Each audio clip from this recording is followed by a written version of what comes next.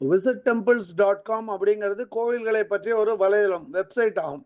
இன்னைக்கு இந்த visitTemples.com மூலியமா நம்ம தமிழ்நாட்டில் விழுப்புரம் மாவட்டத்தில் திண்டிவனம் தாலுக்கா, அதாவது திண்டிவனம் பக்கத்தில் உள்ள தீவனூர் அப்படிங்கிற இடத்துல இருக்கிற ஸ்ரீ பொய்யாமொழி விநாயகர் கோயிலை பற்றி தெரிஞ்சுக்க போகிறோம். இந்த தீவனூர் அப்படிங்கிற கிராமம் வந்து திண்டிவனம் தாலுகாவில் அமைஞ்சிருக்கு.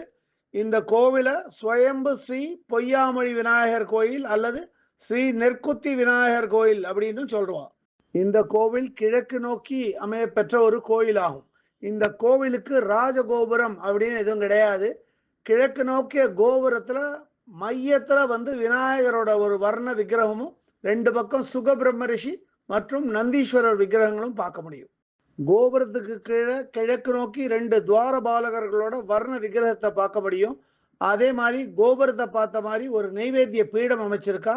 அந்த நெய்வேத்திய பீடத்துல 9 வட்ட வடிவங்களை பார்க்கலாம். இது வந்து நவகிரக கோள்களை குறிக்கும். அதே மாதிரி கோபுரத்தை பார்த்த மாதிரி ஒரு யானை வாகனம் பார்க்க முடியும். மூலஸ்தான மண்டபத்துக்கு நம்ம போனா அங்க வந்து மேலும் ஒரு நெய்வேத்திய பீடம் சின்னதா பார்க்க முடியும். ஒரு மிக உயரிய ஒரு துவஜஸ்தம்பமும் பக்கத்திலேயே இருக்கு.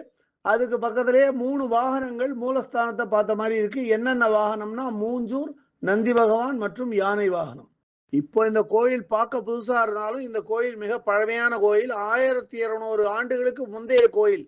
அந்த காலத்துல வந்து செஞ்சி கோட்டையை ஆண்ட ராஜா தேசிங்கு மன்னர் அடிக்கடி இந்த பொய்யாமொழி விநாயகர் கோயிலுக்கு வந்து அவரை நமஸ்கரிச்சுட்டு போறது வழக்கம். இந்த கோவிலோட மூலஸ்தான மண்டபம் பற்பல தூண்களால் ஆனது. இந்த தூண்கள் ஒவ்வொன்றும் மற்றும் இந்த உத்தரத்திலையும் பற்பல வர்ணங்களால பூச்சி பூசி பிரமாதமா இருக்கு பார்க்கறதுக்கு. இந்த மூலஸ்தான மண்டபத்திலேயே மேலும் 2 வர்ண துவாரபாலகர்கள் விக்கிரகத்தை பார்க்க முடியும். அதே மாதிரி மேற்புறத்துல கிழக்கு நோக்கிய ஒரு அமர்ந்த கோலத்துல விநாயகரும், 2 பக்கத்திலையும் லக்ஷ்மி மற்றும் சரஸ்வதி விக்கிரகங்களை பார்க்கலாம். அதற்கடுத்து மூலஸ்தானத்துக்கு வெளிப்பக்கத்துல தங்க தகட்டுல 2 துவாரபாலகர்கள் விக்கிரகத்தை அப்படியே பதிச்சிருக்கா. பார்க்க பிரமாதமா இருக்கு.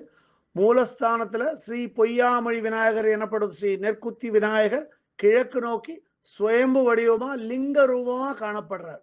இங்க வந்து இவருக்கு பால் அபிஷேகம் பண்ணும்போது மட்டும்தான் ஸ்ரீ பொய்யாமொழி விநாயகரோட முழு தோற்றமும் வெளிப்படும்.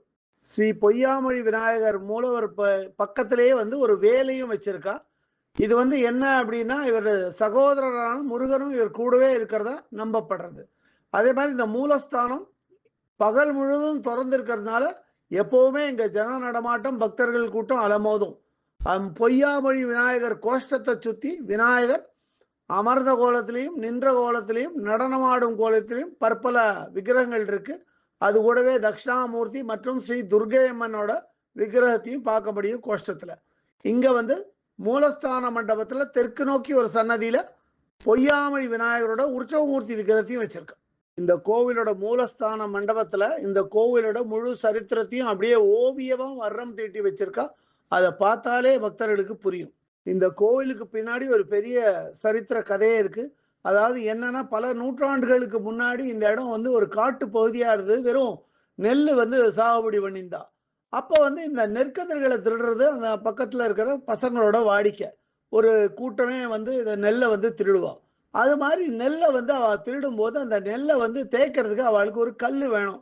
அது அரிசி தனியாகவும் உமி தனியாகவும் பிரிக்கணும். அப்போ வந்து அவளுக்கு தண்ணி தாகம் எடுத்தது. சரி, தண்ணி குடிக்கிறதுக்கு என்ன வழின்னு பார்த்தா பக்கத்துல ஒரு குளம், அங்க வந்து நீர்க்குமிழி அதாவது பபிள் வந்துட்டே இருந்தது. அங்க போய் குடிக்கலான்னு அந்த குளத்துல இறங்கி பார்த்தா அந்த குளத்துல இந்த ஸ்வயம்பு பொய்யாமொழி விநாயகரோட ஒரு விக்கிரகம் கிடைச்சது. ஆனா அந்த பசங்களுக்கு இவரோட அருமை பெருமை தெரியல. சாதாரண கல்லு அப்படின்னு கரைக்கு கொண்டு வந்து அந்த கல்லுல இந்த நெற்கதிர்களை தேய்க்கலான்னு நினைக்கும் போதே அங்க வந்து உமி தனியாகவும் நெற்கதிர்கள் தனியா அரிசி தனியாகவும் எல்லாமே பிரிஞ்சுடுத்தும். பசங்களுக்கு ரொம்ப அது ஒரு ஆச்சரியம், எப்படி இது மாதிரி ஆச்சுன்னு. சரி, அடுத்த நாள் இது திருடுறதுக்கு இந்த கல்லை உபயோகிச்சுக்கலாம் அப்படின்னு சொல்லிட்டு பக்கத்துல ஒரு மரத்து பக்கத்துல இந்த கல்லை பத்திரப்படுத்திட்டு போனான். ஆனா அடுத்த நாள் வந்து பார்த்தா அந்த கல்லு அவளுக்கு அது கல்லு, நம்மளுக்கு விக்கிரகம். விக்கிரகத்தை காணோம். என்னன்னு திருப்பி இந்த நெற்கதிர்கள் எல்லாம் திருடிட்டு பார்க்கும்போது அந்த விநாயகர் விக்கிரகம் திருப்பியும் அந்த குளத்துக்குள்ளேயே காணப்பட்டது.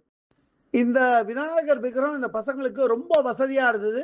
ஏன்னா இவா அந்த கதிர்களை தேக்கணும்னு அவசியமே இல்லை. அந்த கல்லு பக்கத்துல எடுத்துன்னு போனாலே நெல் தனியா உமி தனியா எல்லாமே பிரிச்சு விடுறது. அதனால இவா திருடுற பொருட்கள் ரொம்ப ஜாஸ்தி ஆயிடுது. ஜாஸ்தியாகி இவ கடையிலலாம் போய் விற்கிறதுக்கு பார்க்கும்போது ஊர்க்காரா சந்தேகப்பட்டு இந்த பசங்களை அப்படியே பிடிச்சிட்டா.